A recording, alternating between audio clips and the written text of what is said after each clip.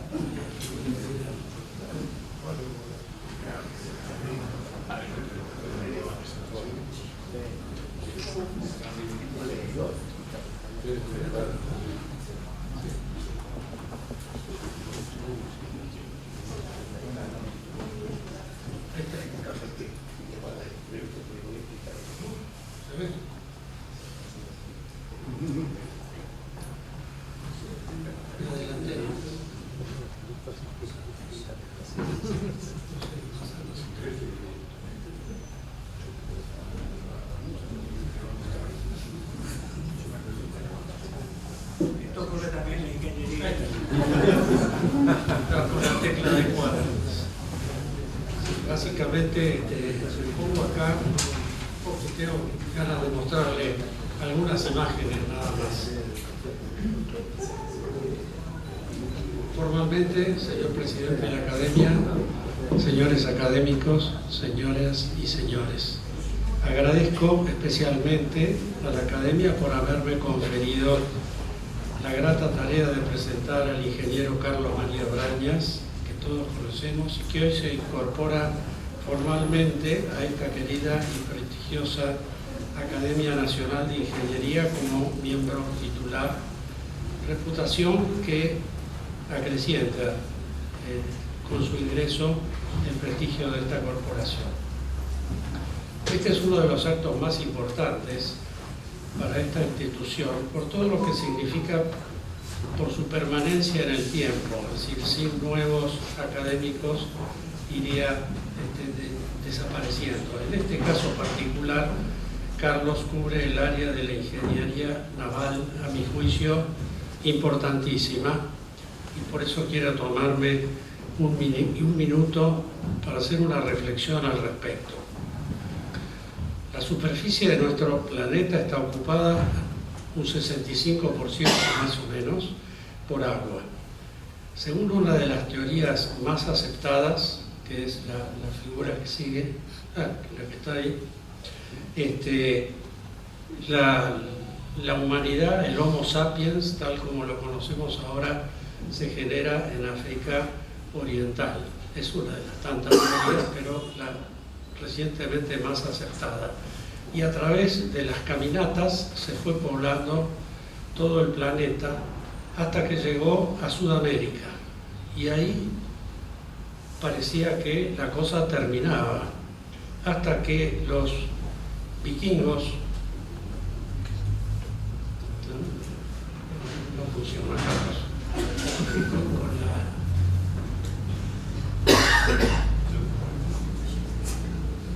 es la máquina de Carlos.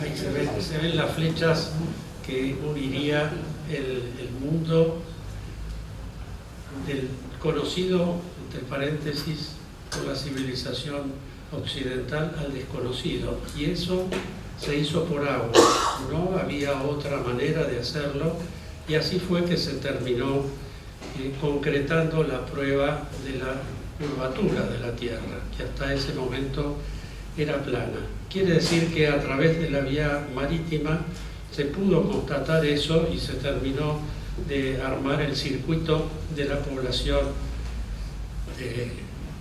de nuestro planeta. Por otro lado, no se puede soslayar la importancia de la navegación para el transporte por agua. No podemos compararnos con Australia, que está rodeada de agua, pero la Argentina, por su posición geográfica, si no pudiera comerciar por agua, sería realmente un desastre para nuestra economía.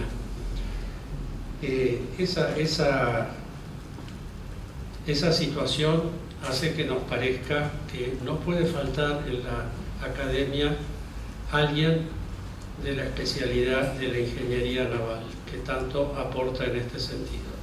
Máxime, como decía recién el ingeniero Solanet, que el primer presidente de la academia fue el ingeniero Marín, que tantos méritos tuvo como profesional y como diseñador.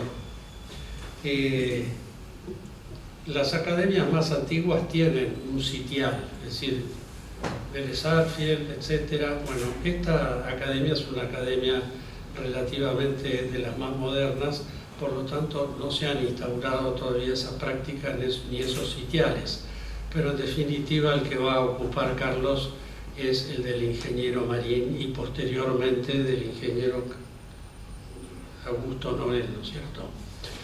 Bueno, el ingeniero Carlos Brañas es ingeniero naval y mecánico, graduado en la Facultad de Ingeniería de la Universidad de Buenos Aires en 1980 y ha desarrollado una extensa e interesante carrera profesional abarcando distintas facetas de la ingeniería naval, creo que prácticamente todas las que podemos imaginar. Inició su actividad profesional como perito naval independiente, habiendo trabajado principalmente para firmas extranjeras ampliamente reconocidas como Cooper Brothers, agente de Lloyd's en Buenos Aires, representantes desde London Salvage Association, Nickman y Asociados, representantes en Argentina de Nippon Kaiji Yokai, United States Salvage Association y otras sociedades internacionales de clasificación y de seguros.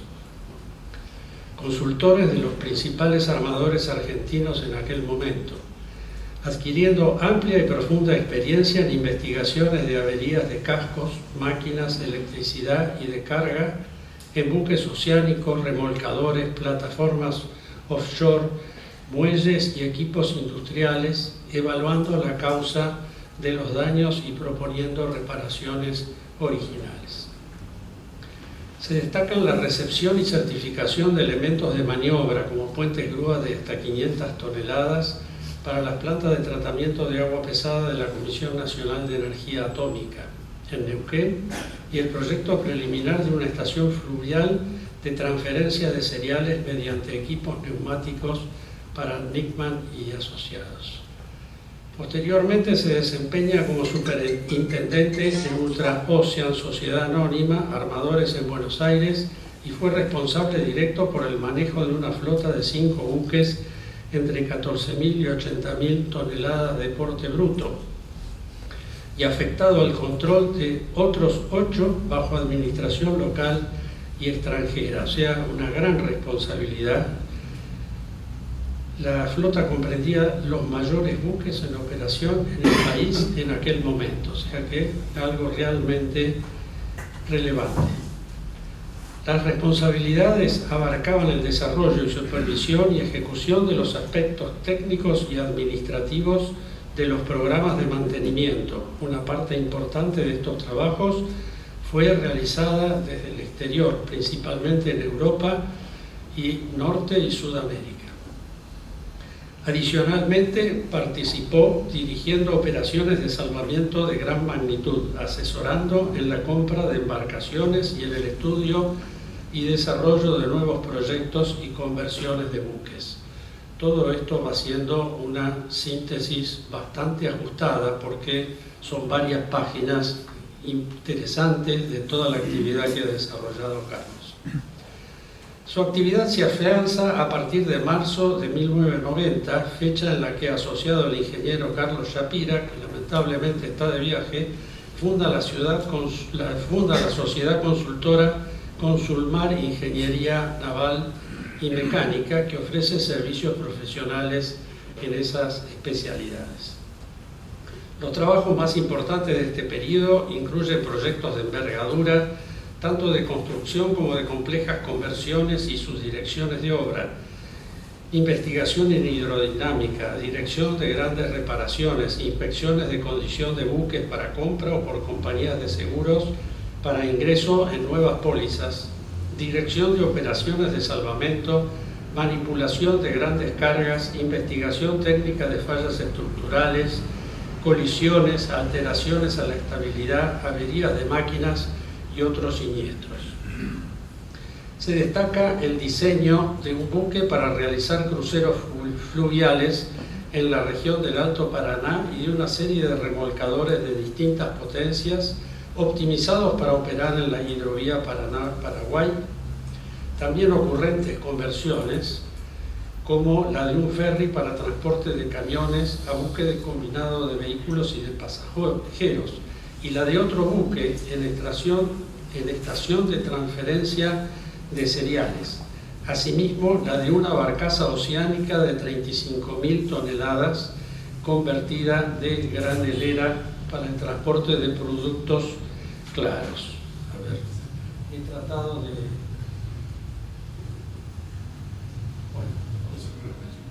¿Eh? Sí, sí.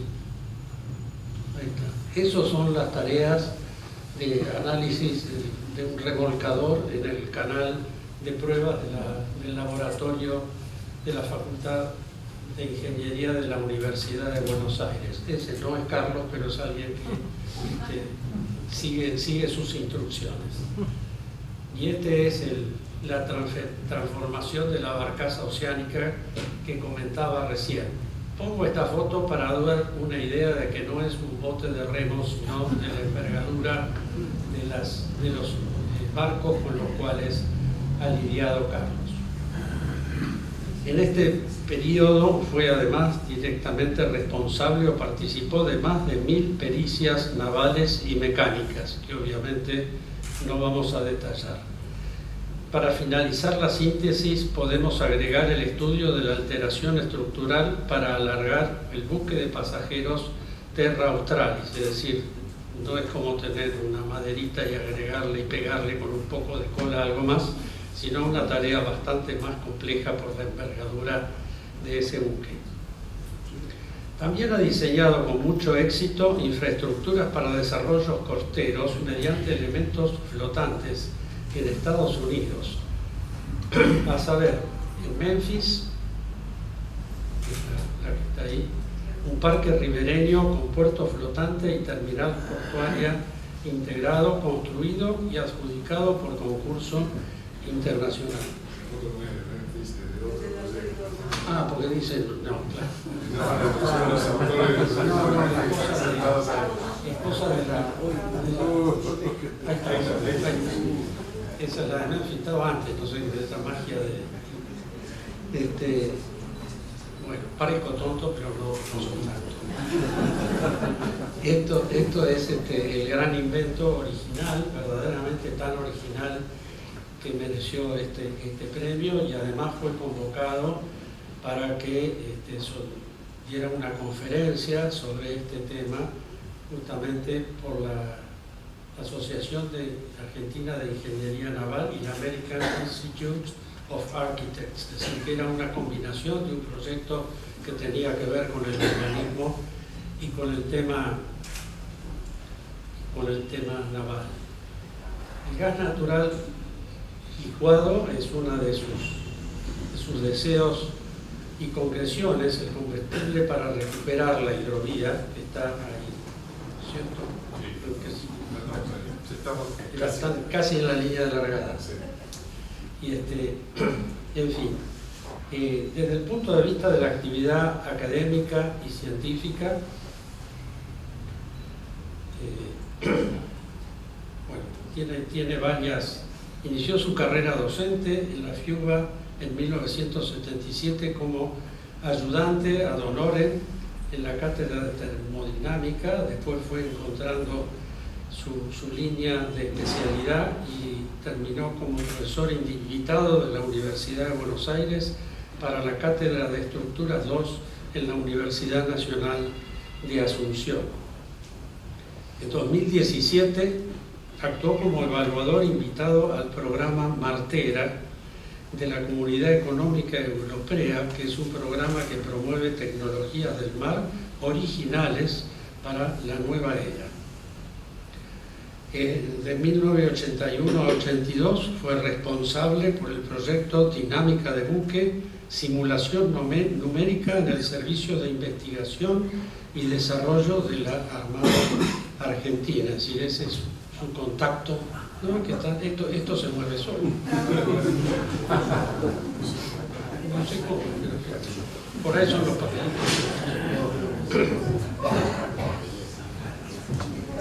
Bueno, sobre su participación en asociaciones profesionales, está matriculado en el Consejo Profesional de Ingeniería Naval y en la Prefectura Naval Argentina, además de su activa actuación previa como miembro del Instituto del Transporte de esta academia. Preside el Consejo Directivo de la Asociación Argentina de Ingeniería Naval, representándola en la Comisión Asesora. No está aclarado. Yo tenía como presidente que le permitió, o que le valió la responsabilidad de representarla en la Comisión Asesora de la Industria Naval, en el Consejo Consultivo Técnico Administrativo de la Navegación de la Prefectura Naval Argentina. Fue director nacional del Instituto Panamericano de la Ingeniería Naval y director técnico en el periodo 2009-2011.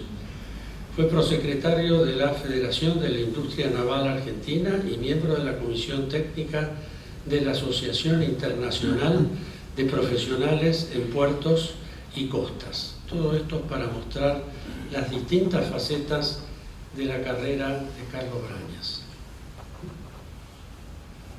Bueno, acá se saltea no sé qué pasa, pero... Sí, es lo importante, pero había otra importante. Sobre el tema de la educación, tengo algo importante para decir, por lo menos que a mí me resulta así, y lo que demuestra cabalmente todas las cualidades éticas y morales a las que hizo referencia recién el presidente de la academia.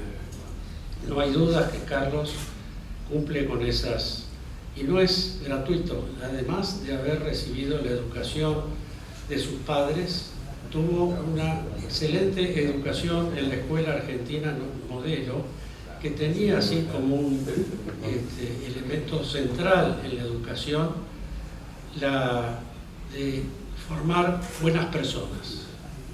Eso era lo esencial. Eso fue lo que me transmitieron a mí así, en alguna de las reuniones con los directores de nuestra escuela. Bueno, no hay duda que Carlos es una buena persona. Y además, bueno, alguna faceta deportiva también. Esto me costó un trabajo terrible. Tuve que contratar al servicio de inteligencia para poder encontrar estos incunables, pero apartándome un poco de los cánones que suelen ser estas presentaciones un poco acartonadas, me gustaba ver que en realidad todos lo podemos reconocer, es decir, que mantiene su fisonomía y en estas y en las fotos anteriores que aparecieron sin querer, seguramente se pueden encontrar muchos de los...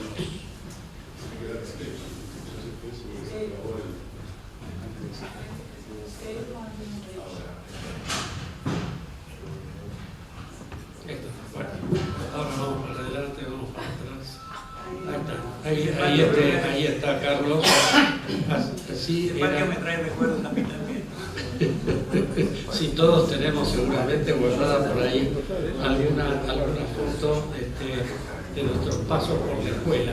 Estas que he seleccionado son la de primero inferior y la de quinto año. Así que algunos de ustedes seguramente están ahí. Espero que se puedan reconocer. En todo caso, si no, después les mando la foto para que marquen sus nombres.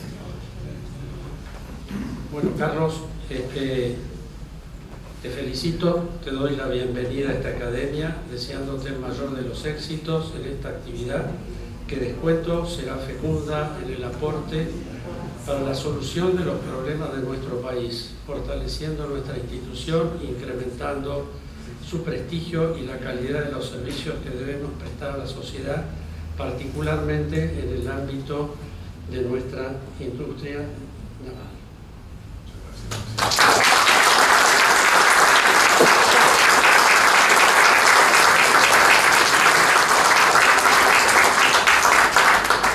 Tiene la palabra el ingeniero Araña. Muchas gracias, Manuel, y a Máximo por las palabras.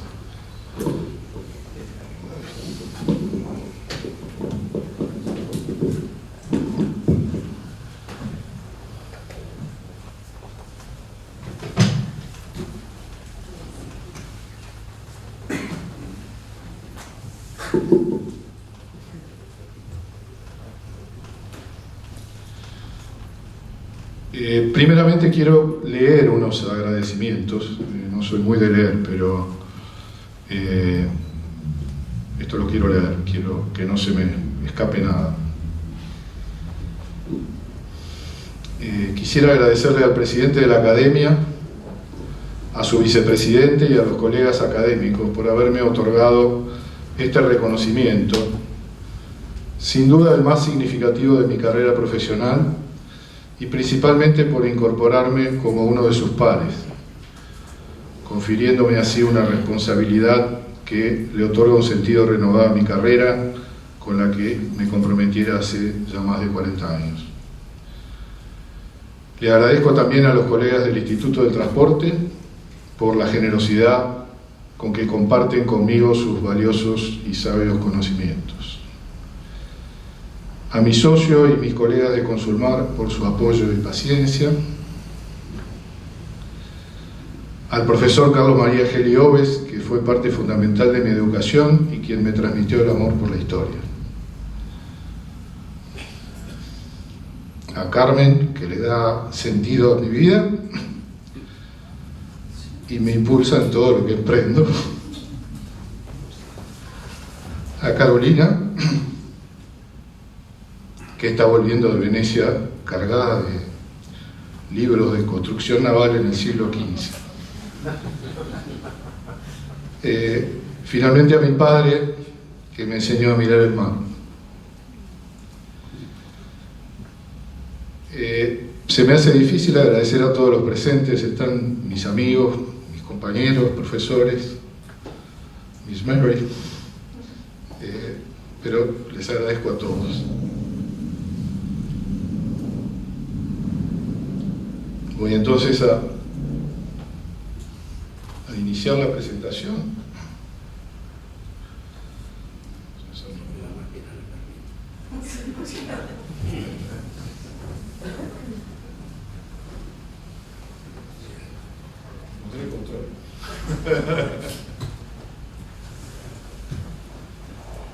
Bueno, el tema que voy a tratar es, como dice el título, la industria naval en los grandes sucesos de la historia.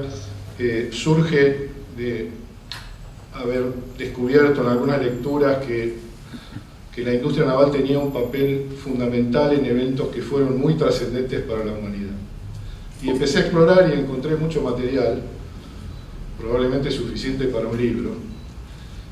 Así que me voy a concentrar fundamentalmente en un evento de la historia, que es la batalla de Salamina. Después voy a pasar muy rápidamente por Lepanto, por Trafalgar y un pantallazo de la Segunda Guerra. Pero fundamentalmente me voy a concentrar en Salamina. Esto es un antecedente. Lo que están viendo es un grabado en la tumba de Ramsés III. Esto es 1300 años antes de Cristo, y representa una batalla que se llamó la batalla del delta del Nilo, en la cual peleó una flota que Ramsés mandó a construir específicamente para luchar contra lo que él llamaba los hombres del mar, que eran piratas, y es en realidad el primer plan de construcción naval de la historia. Edad del Bronce, 1300 años antes de Cristo. Fue un plan sistemático, no hay mucha información porque lo que hay son jeroglíficos.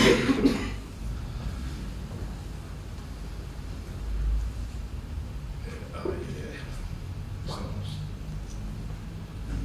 ver si logro controlar esto. Ahí está. Los temas que vamos a ver,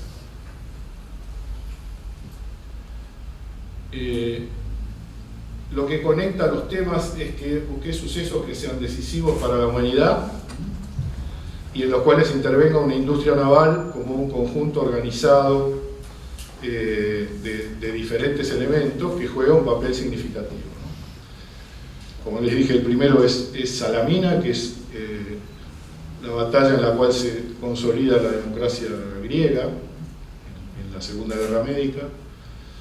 Lepanto y Trafalgar. Lepanto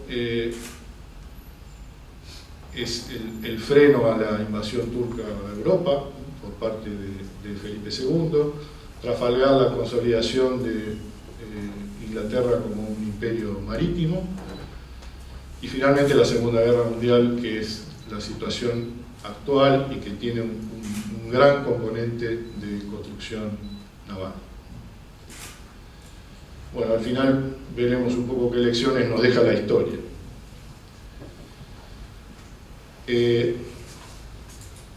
Como antecedente histórico a la batalla de Salamina, este es el imperio aqueménida, el imperio persa, que lo fundó Ciro. Originalmente los persas estaban en esta zona, se expandieron hacia el norte, tomaron todas las tierras de los medos, después Asiria y Babilonia, y finalmente se expandieron sobre la península de Anatolia, ocupando muchas ciudades griegas que estaban de este lado del mar Egeo. Los griegos eran todo un conjunto de polis que estaban distribuidas alrededor del Egeo, y los de este lado quedaron bajo el dominio del imperio persa.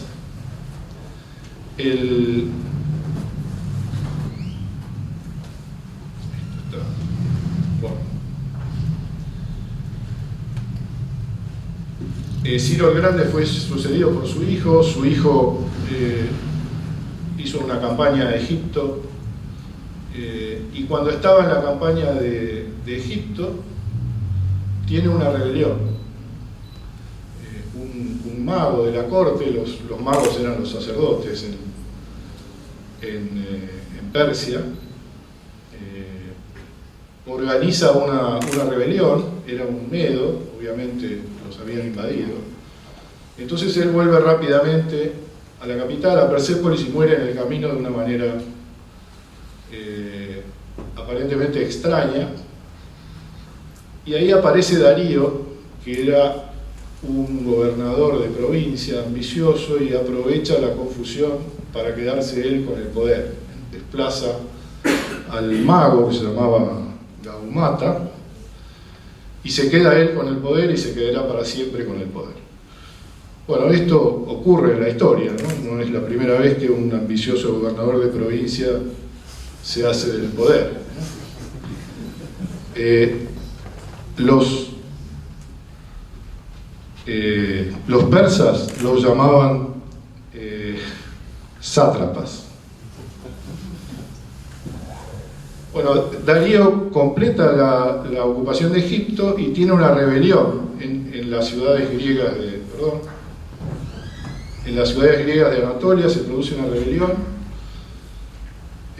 Los atenienses apoyan esa rebelión, mandan una flota con 20 trirremes, tienen éxito inicialmente y después Darío logra aplastar esa rebelión completamente, pero queda con un tremendo odio hacia los atenienses, al punto que pone un esclavo que cada vez que se sentaba a la mesa a comer, el esclavo le decía en el oído: Señor, no te olvides de los atenienses. Y se lo repetía 3 veces cada vez que se sentaba a la mesa. Finalmente armó un ejército para invadir el otro lado del Egeo. Lo hizo, ocupó una serie de islas y cuando desembarcó en el continente, los atenienses y los espartanos fundamentalmente lideraron un ejército que con mucha habilidad los derrotó en la batalla de Maratón. Y fue una derrota aplastante, murieron 6.000 persas y 20 griegos. Con esto Darío se retiró, finalmente muere y lo sucede su hijo Jerjes, que decide acabar el trabajo de su padre y organiza un gran ejército.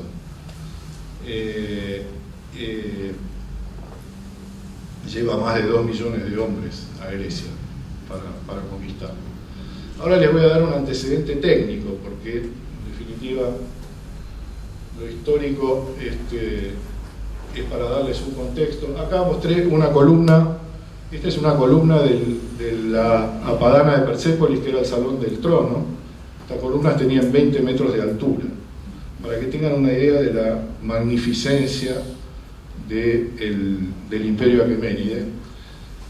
Y acá van a ver la misma columna en la avenida Figueroa Alcorta, casi llegando al monumento Urquiza, sobre mano izquierda. Esa es una réplica hecha en Irán y fue donada por el Shah de Persia en los años 70.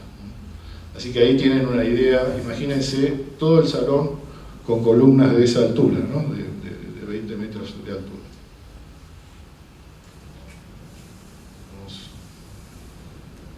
Bueno, hay un antecedente técnico importante, que es la batalla de Alalia.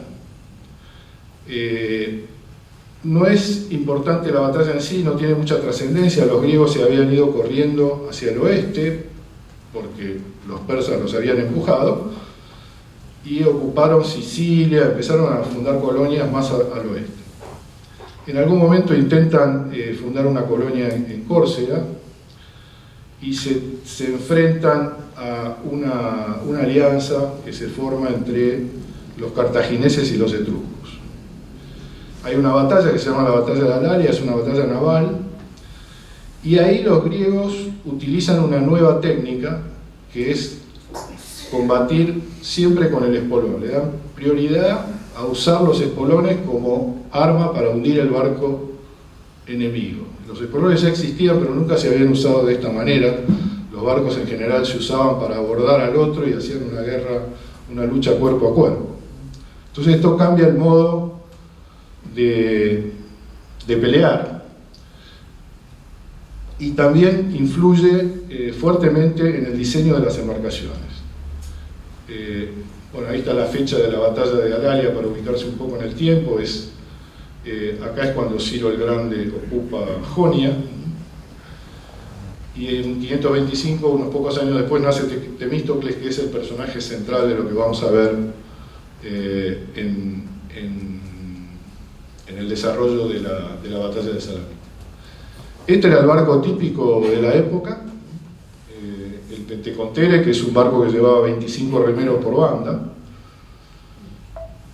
Y vamos a ver cómo evolucionó, porque ¿qué ocurrió? Al usar el espolón necesitaban más potencia para poder dañar más el otro barco, entrar más fuerte y salir más fuerte. Entonces hicieron algo que podríamos haber diseñado con Sulmar, que es, en primer lugar, agregar una segunda línea de remos. Llevaron el número de remeros al doble, aumentaron un poco la manga, con lo cual el barco, digamos, se hace un poco más lento, pero con la gran cantidad de remeros se compensa y se pierde un poco de gobierno también, que era muy importante cómo gobernar para atacar al otro barco. Finalmente llegan al trireme, que lleva 150 remeros y en un diseño que ahora les voy a mostrar y que tuvo gran éxito y lo adoptó todo el mundo en el Mediterráneo. Bueno, este es el trireme que peleó en Salamina. Ahí se ven claramente los tres niveles de remos. Eran barcos abiertos, a pesar de lo que pueda parecer, no tenían una cubierta corrida, estanca, eran barcos muy abiertos, por eso naufragaban fácilmente. Era muy común el naufragio de estas embarcaciones. Este es el espolón, y si igual a este está la imagen dada vuelta, en realidad la tendría que haber girado. Acá ven una sección de los tres bancos de remos, y esta sección me gusta más, inclusive creo que la amplía acá, así es. Construyeron un voladizo, lo cual hoy en día puede parecer muy simple, una obviedad, pero en esa época no era tan fácil armar una estructura de este tipo en un barco. Esto requirió de mucho ingenio y de mucho trabajo de los ingenieros navales de la época. Ven acá que la distancia del agua a la posición de la tronera donde está el tolete del remo es muy chica, son 20-30 centímetros. Con lo cual, cuando había mal tiempo entraba agua, y para los que no son ingenieros navales, los barcos no se hunden por acumulación de agua dentro del barco, sino que en cuanto forman una superficie de agua, aunque sea poca cantidad de agua, pero forman una superficie, pierden estabilidad y se dan vuelta. Es una situación muy peligrosa. Eso ocurría mucho con estas embarcaciones.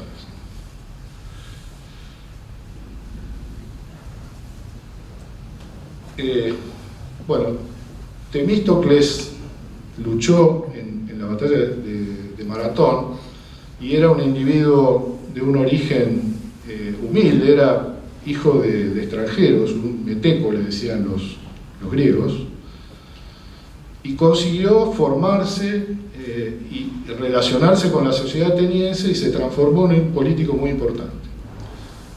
Bueno, llegó a ser arconte, que era el cargo más alto que se podía aspirar en Grecia.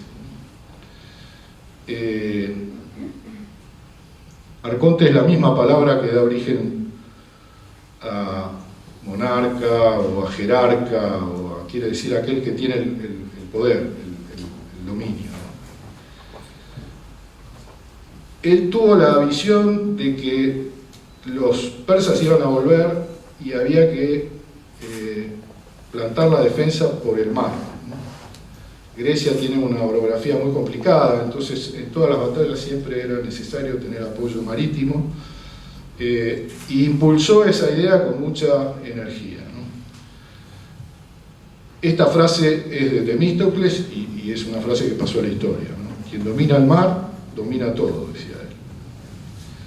Tuvo oposición política en el Ágora, tenía un enemigo, Arístides, que era un hombre conocido por probo, era un hombre muy honesto, y se oponía, él pensaba que había que defender por tierra, y Temístocles logró que voten el ostracismo, es decir, lo mandó al exilio, con su habilidad como orador y como político. Y lanzó un plan de construcción. Esto coincide con, avanzar un poco, con el descubrimiento de una veta de plata muy importante en las minas de Laurión, que están cerca de Atenas. Normalmente ese dinero se repartía entre los ciudadanos atenienses. Y Temístocles, si hay alguna duda de su habilidad, los convenció de utilizar todo ese dinero en la construcción de una flota. Su plan de construcción consideraba 200 trirremes. Era un plan muy importante y se construían 20 por año. Utilizó un artilugio porque había un problema con las Islas Erginas, entonces dijo, bueno, esto es inminente, tenemos que empezar a construir ya porque nos van a atacar. Pero en realidad él tenía en mente a los persas. Hizo algo bastante interesante con el dinero. Una vez que le aprobaron utilizar el dinero para construir estas embarcaciones, llamó a los hombres más ricos de Atenas y a cada uno de ellos le entregó el dinero de un barco y lo hizo responsable de la construcción, porque él decía que estos hombres iban a administrar mejor ese dinero que el propio gobierno de la ciudad de Atenas, que es un proceso interesante.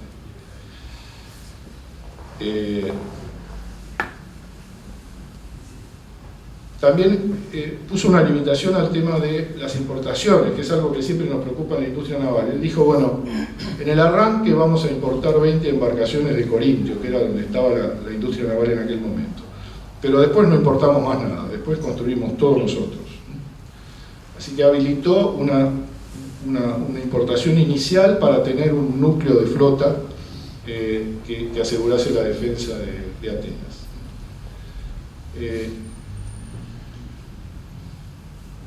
Otra medida que obtuvo Temístocles, insólita, una exención total impositiva para todas las personas involucradas en la construcción naval.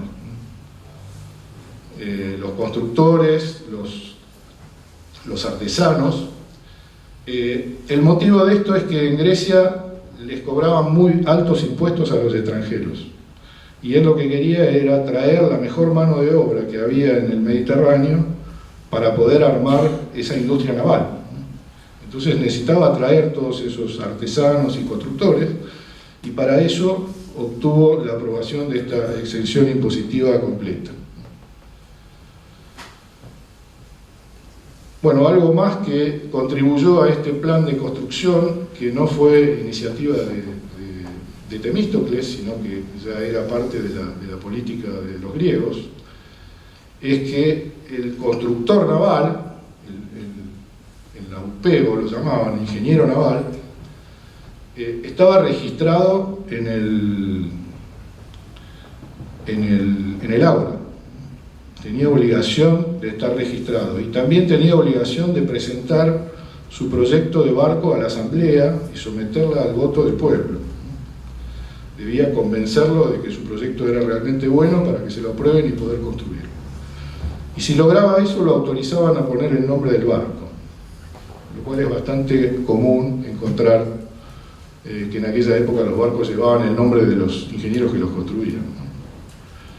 Este es un astillero, es un dibujo de un astillero que está basado en un astillero que se encontró, que está en las ruinas, o sea, era algo bastante sofisticado, inclusive los detalles de construcción, bueno, no voy a entrar en eso, pero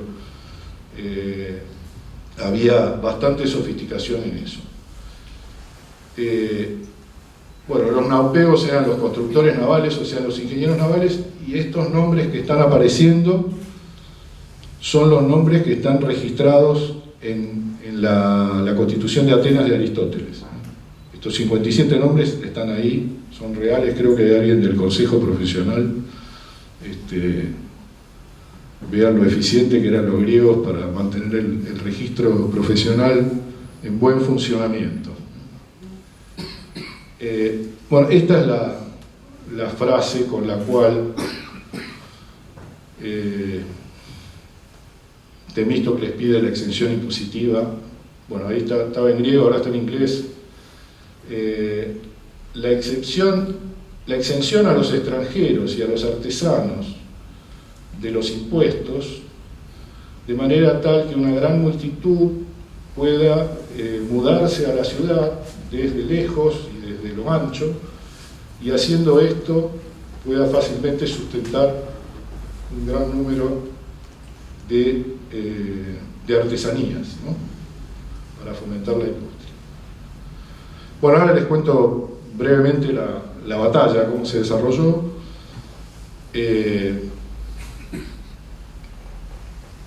Los persas cruzaron el Helesponto, o sea, lo que hoy son los Dardanelos, hicieron 2 puentes con barcos.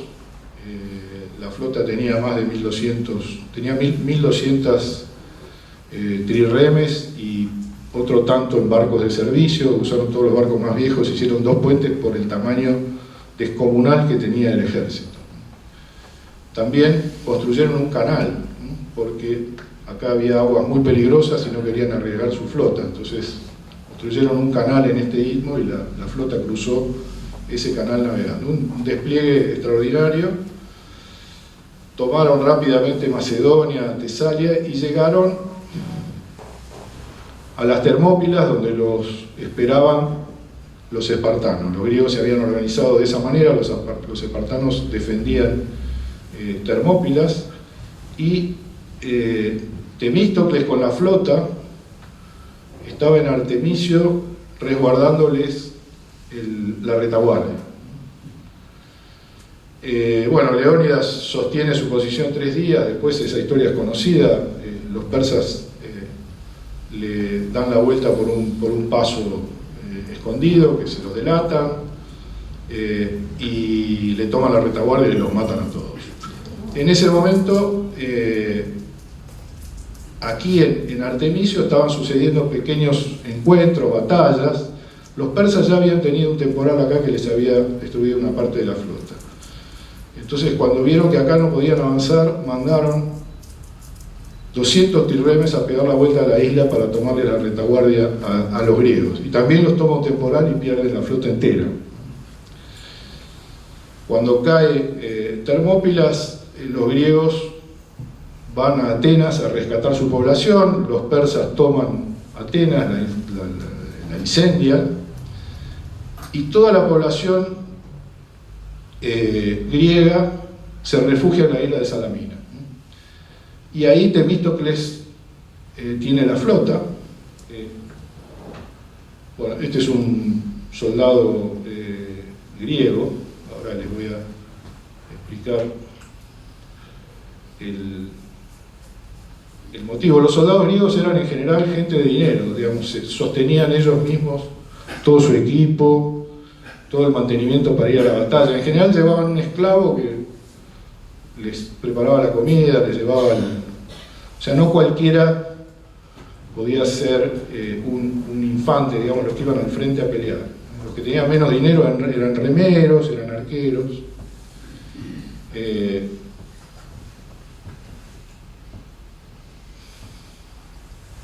Esto es Salamina. Acá estaban los griegos,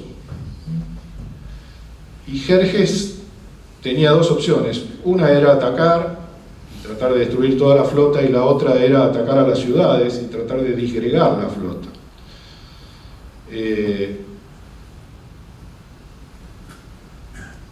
Entre los capitanes de Jerjes estaba Artemisia, que era conocida como la tirana del Halicarnaso.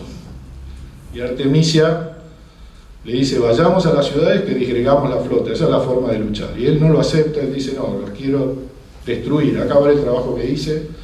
Tenía muy presente lo que le había pasado a su padre, y decide ir a poner su superioridad en la batalla, numérica. Y Temístocles hace dos cosas. Bueno, primero elige un lugar en el cual no hay espacio para maniobrar, con lo cual los persas no podían utilizar su ventaja numérica porque no tenían lugar. Cuando se enfrentaban dos flotas, la flota más grande desbordaba a la más chica y le atacaba a la retaguardia, y acá no hay lugar para hacer eso. Por otro lado, mandó un esclavo a decir que los griegos se estaban dispersando y que estaban huyendo por el otro lado de la isla de Salamina, lo cual obligó a Jerjes a mandar una flota. Y por último, solucionó el mayor problema que tenía, es que la flota realmente se le estaba disgregando, porque luchaban, eran 70 ciudades griegas, cada una con su propia pequeña flota, y cada una con sus propias ideas, ¿no? Puse este dibujo porque, para que vean, estos barcos dormían en tierra, si no se hundían, entonces los ponían en la playa y armaban el campamento al lado de los barcos. Así que toda la flota griega estaba en la playa, más los atenienses que habían sido evacuados, más los esclavos. O sea, la playa de Temístocles debe haber sido, no quiero pensar, las noticias, las discusiones, las ideas que daban vueltas, ¿no? de irse. Así que él hizo algo muy sencillo. Fue a la mayor de las flotas, tomó el rey que tenía la flota más grande y le ofreció algunos talentos de plata. Cada talento de plata son 30 y pico de kilos de plata, así que lo convenció. Después fue al segundo y le ofreció un poco menos, pero también lo ofreció, e hizo eso con 3 o 4 y consolidó totalmente la situación. Se quedaron todos y no tuvo ningún problema de que se le escape ningún griego. No sé cuánto le costó, pero probablemente por eso le daba a los comerciantes administrar el dinero de la construcción de los barcos, ¿no? No quiero pensar lo que hubiese hecho Temístocles con un abanelco, por ejemplo. Esta es una imagen de Jerjes observando la batalla desde acá, desde la montaña. Todo el ejército estaba acá arriba. Y bueno, ahí se ve una imagen muy bien hecha de un barco griego clavándole el espolón a un barco persa. Esa era básicamente la técnica que usaban los griegos. Los barcos griegos resultaron ser mejores, probablemente por el hecho de que tenían este plan de construcción y los artilleros se perfeccionaron, así que tenían barcos más sólidos, más fuertes, que gobernaban mejor. A pesar de que las tripulaciones de los persas eran mejores, eran fenicios, egipcios, tenían mucha gente de mar, que los atenienses no tenían. Sin embargo, con mejores barcos y con la inteligencia de Temístocles, lograron destruir la flota persa. Bueno, el final de la historia es que los persas siguieron luchando un poco más y finalmente se retiraron, y eso consolidó la democracia griega, ¿no? Inmediatamente después de Temístocles viene Pericles y viene el siglo de oro de Pericles, y bueno, la democracia que nos dejó lo que nos dejó hasta hoy. La industria naval de Atenas, cuando decayó Atenas, sobre todo por los macedonios que ocuparon Felipe y por supuesto Alejandro Magno, ahí decayó el poder de Atenas. Sin embargo, lo que nunca decayó fue la potencia de su industria naval. Esa industria naval bien fundada siguió construyendo barcos para los macedonios, para Alejandro Magno, no pararon nunca de construir. Así que, bueno, es un ejemplo interesante de cómo con un buen plan, que considera todas estas cuestiones que ya les mencioné, se puede generar o producir una flota que después tenga peso en la historia, como fue esta. Bueno, esto es Lepanto. Este tema es mucho más extenso que el otro, así que voy a hacer lo más breve posible. El conflicto a partir de la ocupación de Constantinopla en 1453, los turcos empiezan a expandir hacia Europa y llegan a tomar Hungría y amenazan Viena. Carlos I, Carlos V les planta un ejército adelante, finalmente los turcos se retiran de Viena, pero se quedan con Hungría. Y fíjense cómo amenazaban a Italia, porque todo esto era turco. Italia estaba prácticamente dentro de la zona de influencia del sultán. Ellos controlaban el Mediterráneo. El Mediterráneo está claramente dividido en dos partes, ¿no? Acá hay un estrecho, así que esto era completamente dominado por los turcos. Los venecianos, para poder comerciar, tenían la isla de Chipre y acuerdos con el sultán, en general secretos. Y acá estaban todos los piratas de Argelia que atacaban Génova, todas las ciudades españolas. Bueno, esto se sostuvo hasta que intentaron tomar Malta, no lo lograron. Los turcos tuvieron un asedio muy largo. Los españoles finalmente mandaron tropas y acabó ese asedio. Malta es la llave al paso de un lado al otro del Mediterráneo. Pero al poco tiempo tomaron Chipre. Y ahí Felipe II decidió armar la flota que armó, junto con los venecianos, junto con los genoveses. De hecho, los genoveses los contrataron como mercenarios. Inclusive Malta mandó un barco. Bueno, se enfrentaron acá en Lepanto en una batalla que fue decisiva. Como tal, la batalla en sí fue decisiva, los turcos perdieron muchísima gente. Y se perdió el temor a los turcos, y los turcos dejaron de avanzar sobre Europa. En realidad funcionó como un freno definitivo a la expansión turca. Esa gran flota que creó, que mandó Felipe II y que comandaba su medio hermano don Juan de Austria, fue motivo de una política industrial naval muy larga que empieza en Castilla. No voy a entrar en detalles, pero había medidas, por ejemplo, como una exención impositiva para todos los obreros navales. Ya desde la época de Isabel la Católica, una administración muy cuidadosa de los bosques. Esta es una galera, esta es la galera real, la de don Juan de Austria, que peleó en Lepanto. Ven que ahora tiene una sola fila de remos y no tiene más espolón, porque ya estaba la pólvora. Ya había llegado la pólvora y la única fila de remos tenía 3 remeros, eran unos remos enormes, así que la técnica había cambiado un poco, ¿no? Bueno, la frase esta es de uno de los más célebres combatientes de Lepanto. Cervantes dijo: la más alta ocasión que vivieran los siglos. Esto para que vean cómo eran las galeras, o sea, eran básicamente plataformas de abordaje, ¿eh? Llevaban mucha infantería y se abordaban, por eso la lucha era encarnizada. Esta es la misma galera en una reproducción que está en el Museo de Barcelona. Y esta es la frase con la que arengó don Juan de Austria a sus marinos antes de ir a la batalla: hijos, a morir hemos venido, o a vencer si el cielo lo dispone. Trafalgar es la próxima parada. Voy a ir más rápido todavía acá.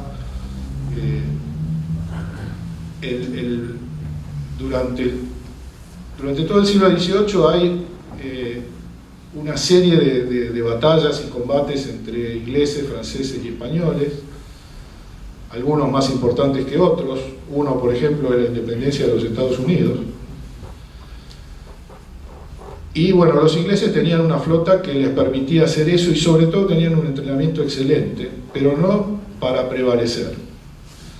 Hasta que sobre final del siglo XVIII toman algunas islas muy importantes en el Caribe, y eso les genera una ganancia, un ingreso de dinero muy importante. Y ese dinero se aplica a construir barcos. Con lo cual la flota de combate pasa de 200 barcos de línea a más de 700.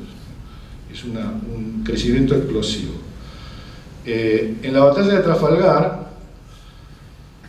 se juntan 3 factores, a mi modo de ver, para que se produzca el triunfo de los ingleses. Uno claramente es la genialidad de Nelson,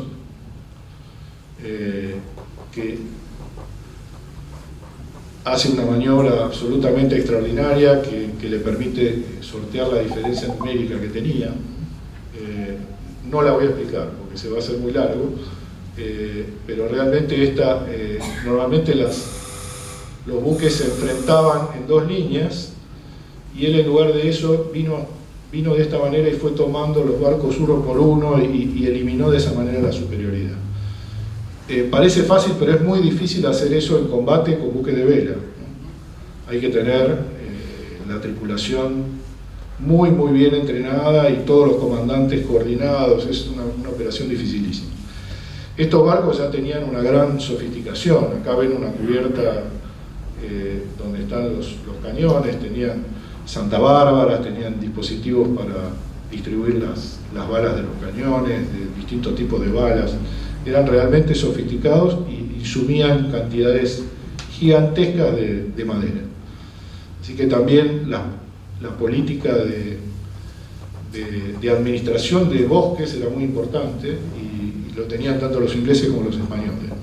El barco más grande que peleó en Lepanto, el Santísima Trinidad de los españoles, tenía todo el casco era de caoba y las cubiertas eran de caoba y la estructura de roble. Así que imagínense los miles y miles de árboles que talaron para poder hacer eso. Esta batalla consolidó de forma definitiva a los ingleses o al Reino Unido como una potencia naval y de ahí viene el Imperio Británico a partir de ahí. Yo creo que nadie lo tiene más claro que los ingleses, porque si pensamos que esto es parte de las guerras napoleónicas, yo voy a Londres y veo que la plaza más importante de la ciudad es la plaza de Trafalgar, y ahí está la columna de Nelson. Así que me parece que ellos lo tienen más claro que nadie. Pasamos a la Segunda Guerra Mundial. Esto les voy a comentar brevemente algunos antecedentes que creo que son importantes y después muy rápido algunas cifras para que tengan una idea de la magnitud de lo que fue la construcción en la Segunda Guerra Mundial. Cuando termina la Primera Guerra Mundial, los ingleses tienen una gran idea, que es quedarse como reparación de guerra con toda la flota alemana. La flota de la armada, digamos, la hunden entera, escapa a flot, y la flota mercante la usan. Parecía una idea interesante, salvo que nadie le preguntó a la industria naval de qué iba a vivir de ahí en más, porque lo que están viendo acá es la flota alemana que fue tomada como reparación de guerra. O sea, son cientos y cientos de barcos que la industria inglesa no pudo construir después. A eso se suma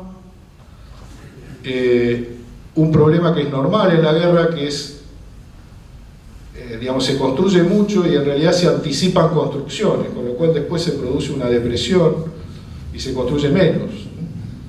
Entonces ellos de alguna manera tomaron la depresión propia más la de los alemanes. Fue un desastre para la industria inglesa. En la frutilla del postre fue, en el Parlamento inglés, un diputado tuvo una idea muy interesante, que fue, él dijo, bueno, la industria bélica ha ganado mucho dinero durante la guerra, y eso no es justo. Entonces cobrémosle un impuesto a esa ganancia excesiva. Bueno, no tuvo en cuenta que los astilleros tenían exceso de mano de obra, estaban sobreinvertidos, no tenían trabajo, pero les cobró el impuesto. El impuesto se llamó el Excess Profits Duty de 1920, que traducido sería algo así como un impuesto a las ganancias extraordinarias. No sé si les suena la idea. Bueno, aquella idea anduvo tan mal como esta, o tal vez peor.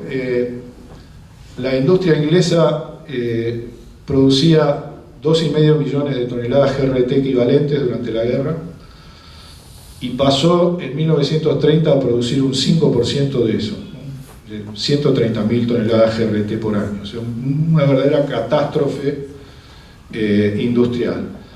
En la Segunda Guerra lograron recuperar hasta 1.200.000, es decir, el 50% de lo que habían producido en la Primera Guerra. Nunca se recuperó la industria inglesa y después de la Segunda Guerra prácticamente desapareció. Industria americana.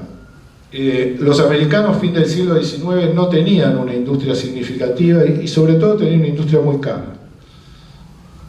Hicieron varios intentos por bajar costos y por mejorar su industria.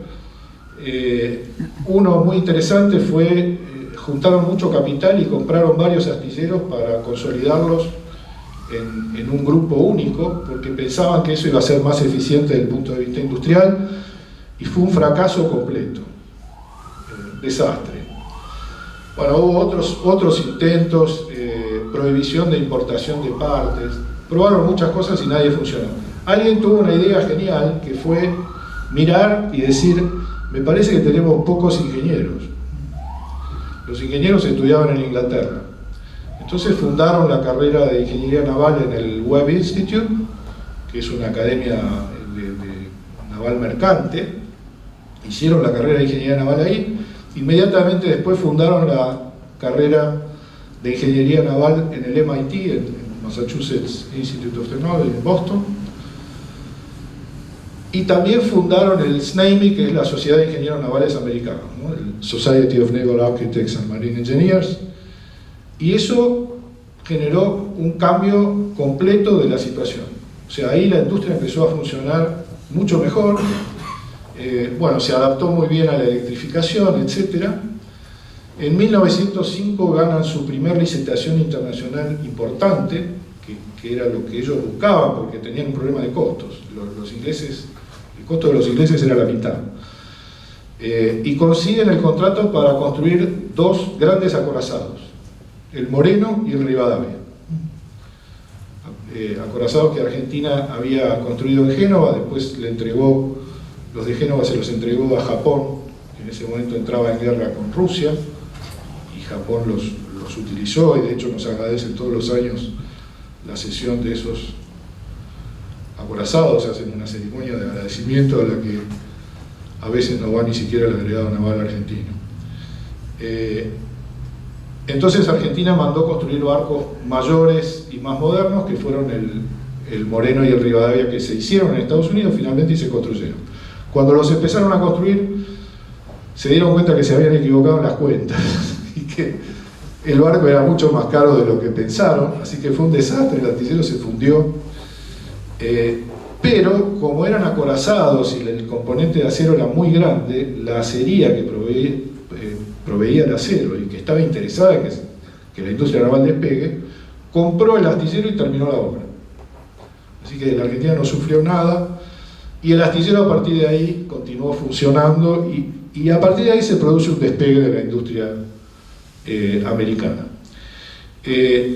Todo el plan de construcción hasta llegar a la Segunda Guerra es bastante complejo. Los americanos hicieron toda clase de chanchadas con subsidios, protecciones. Bueno, es realmente muy complicado y la industria de ellos es muy particular. La más importante es el Jones Act de 1920, que rige hasta hoy y que dice que cualquier carga transportada entre dos puertos de Estados Unidos debe ser transportada por un barco de bandera norteamericana, con tripulación de ciudadanos norteamericanos, en la que el armador, dueño del barco, debe ser un ciudadano norteamericano. Bueno, y eso funciona hasta hoy. Así que les muestro unos números de la Segunda Guerra. Hay tres episodios importantes en la Segunda Guerra: la batalla del Atlántico, el desembarco de Normandía, digo desde el punto de vista naval, y la batalla de Leyte en el Pacífico. Bueno, acá vemos buques de transporte, Liberty, de los cuales se construyeron miles y miles, ¿no? Y estos eran los submarinos que los hundían. La foto del fondo es un astillero en un río interior de Estados Unidos. Bueno, se introdujeron técnicas interesantes. Una es la coordinación entre astilleros. Los ingleses, por ejemplo, hicieron un plan de construcción y dijeron, bueno, que cada astillero construya el barco que sabe hacer. Y si uno va a comprarle a ese astillero, tiene que comprar ese barco. Los americanos dijeron, no, vamos a hacer un barco. Y va a ser igual para todo el mundo, y se sistematizaron todo. Así que los astilleros chicos hacían bloques, los grandes los unían, y así construyeron miles de barcos, literalmente miles. Se introdujo la soldadura como método de unión de las chapas. Antes se remachaba, que era un trabajo muy pesado y requería obreros muy fuertes, que no estaban más porque estaban en la guerra, soldaban las mujeres. Se generó un mito porque muchos barcos se hundieron por problemas de soldadura.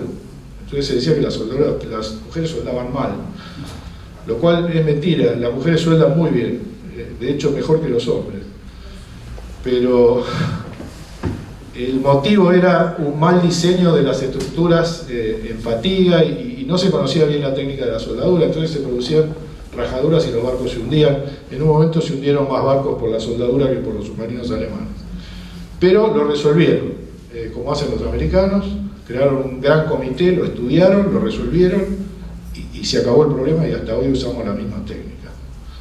Bueno, hay concentración de tensiones, la calificación de la mano de obra, la construcción en bloques, y lo que les mencioné, la unificación de tipo de barcos en Estados Unidos, y los ingleses lo que hicieron fue unificar los equipamientos, la máquina, pero igual nunca alcanzaron niveles de producción como los americanos.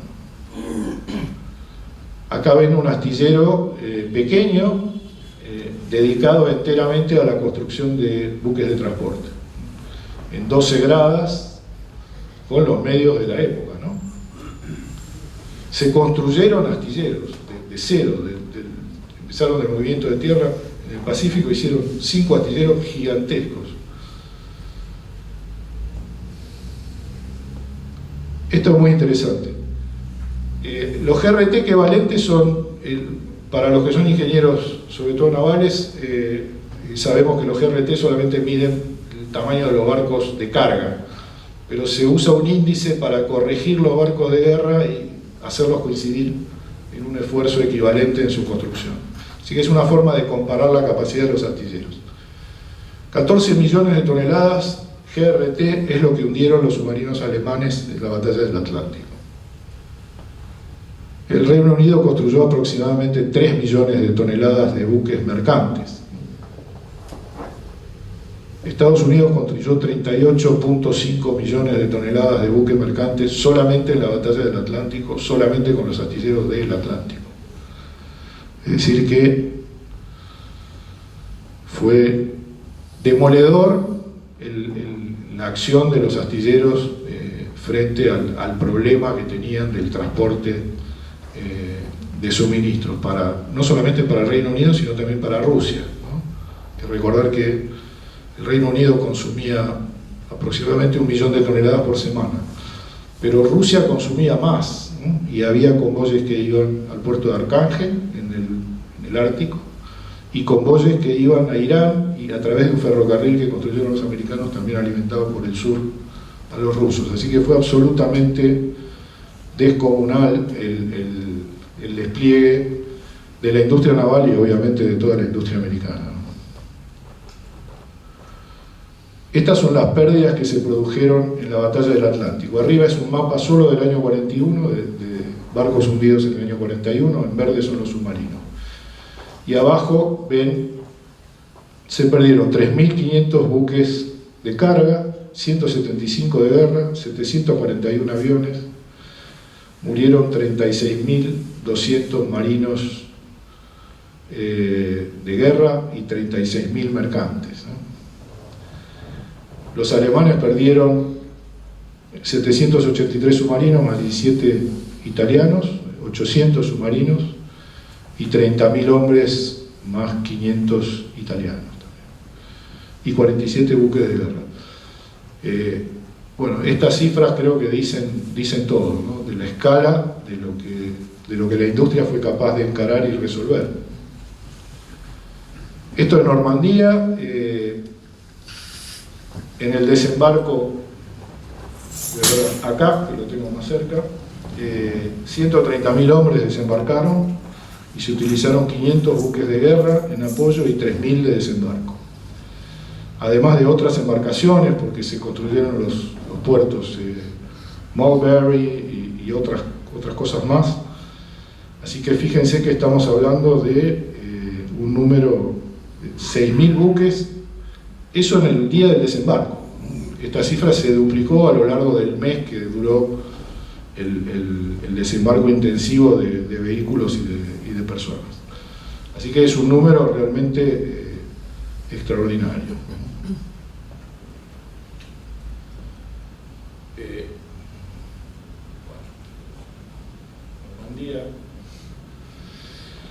Bueno, la batalla del Golfo de Leyte es la batalla que define la guerra del Pacífico. Es una batalla tal vez la más grande de la historia. Intervienen dos flotas americanas muy grandes, una más poderosa, lo que ellos llamaban la flota de combate, y una flota de escolta gigante que escoltó a MacArthur, que volvía a Filipinas. Y MacArthur me refiero a la flota del ejército americano, porque el ejército americano también tiene una flota muy grande, ¿no? Así que la cantidad de embarcaciones involucradas era gigantesca. Los japoneses ya estaban en final de carrera, así que usaron muchísimos kamikazes. Y de hecho sacrificaron sus portaaviones que estaban en Japón, los mandaron al norte para distraer a la flota principal y poder tratar de destruir la otra flota, cosa que no lograron. Casi lo logran, pero no lo lograron.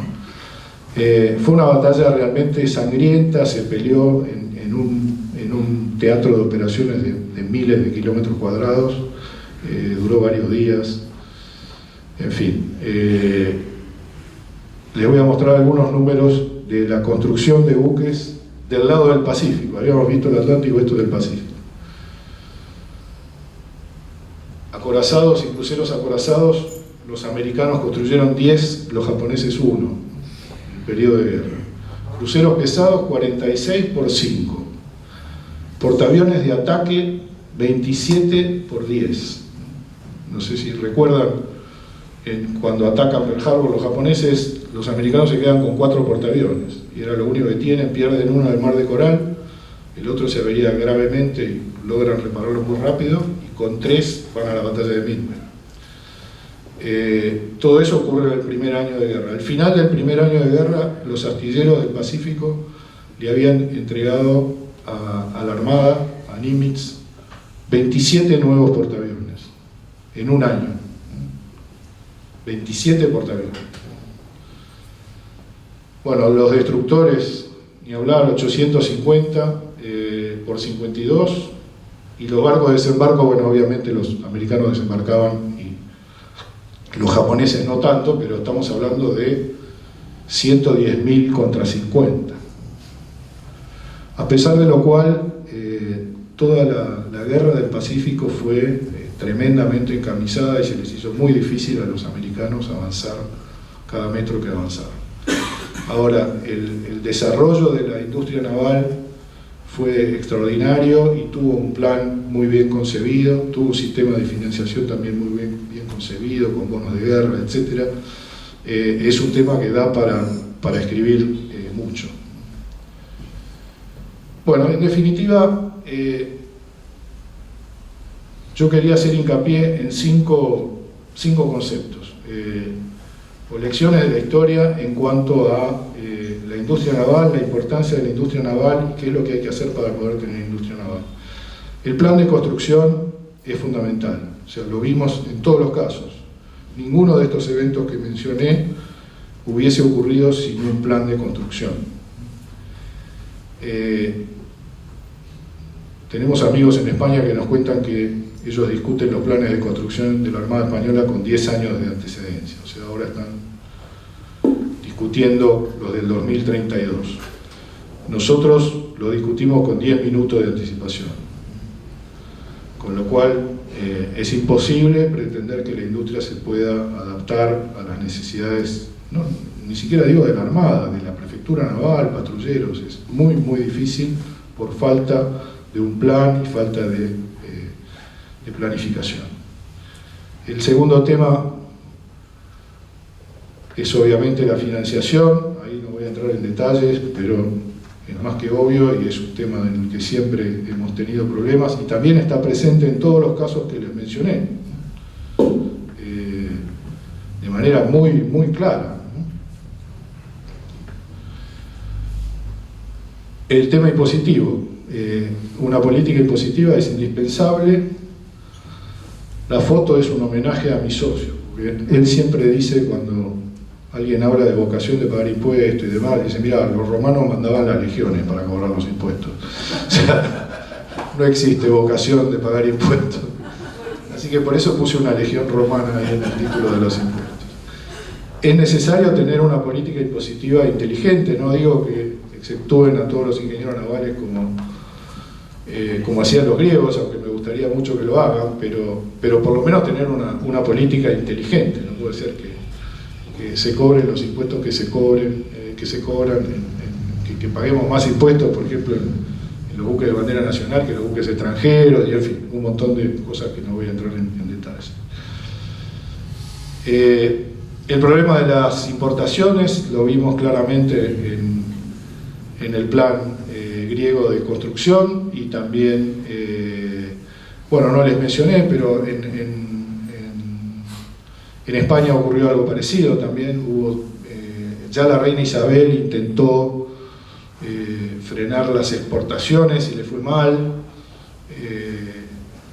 Al final terminó frenando las importaciones porque ocurrían las dos cosas. Es bastante complejo, pero digamos, es un tema muy importante. Un astillero no puede competir contra importaciones de barco. Bueno, y lo vimos en el caso inglés, por supuesto, que es el más dramático de todo. Por último, la ingeniería como un elemento fundamental para tener una industria naval importante. La ingeniería no necesita de mucho. Vimos que los griegos se ocupaban seriamente del tema, pero algo necesitamos, digamos. Tampoco, a modo de ejemplo, nuestros colegas holandeses que compiten mucho con nosotros ofrecen sus proyectos con plazos de gracia muy largos. Les ofrecen a los armadores empezar a pagar los proyectos cuando los barcos están listos. Y nosotros, si no cobramos anticipo, no podemos ni pensar en empezar, porque no tenemos cómo. Nadie nos presta un centavo.